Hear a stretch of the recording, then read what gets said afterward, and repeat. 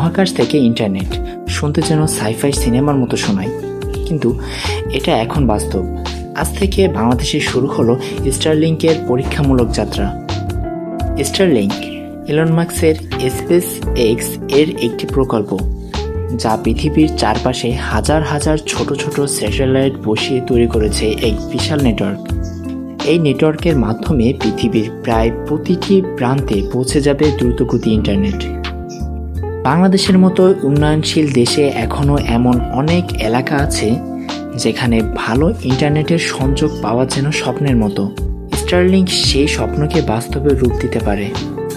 স্টারলিংকের সুবিধা: সর্বত্র ইন্টারনেট, শহর, গ্রাম, পাহাড়, দ্বীপ যেখানেই থাকুন। উচ্চ গতি 50 থেকে 200 Mbps পর্যন্ত স্পিড।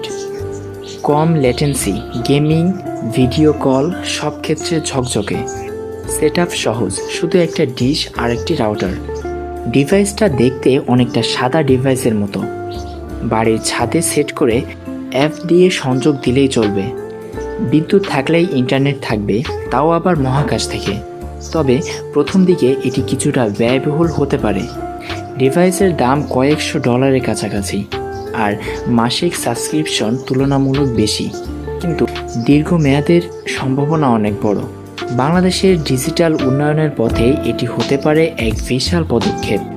শিক্ষা, স্বাস্থ্যসেবা, দুর্যোগকালীন যোগাযোগ সব ক্ষেত্রেই বদলে যেতে পারে পরিস্থিতি। ইন্টারনেট আসছে এখন মহাকাশ থেকে। বাংলাদেশ কি প্রস্তুত সেই ভবিষ্যতের জন্য? আপনার মতামত জানাতে ভুলবেন না কমেন্টে। সাবস্ক্রাইব করুন এমন আরও কন্টেন্টের জন্য। ধন্যবাদ।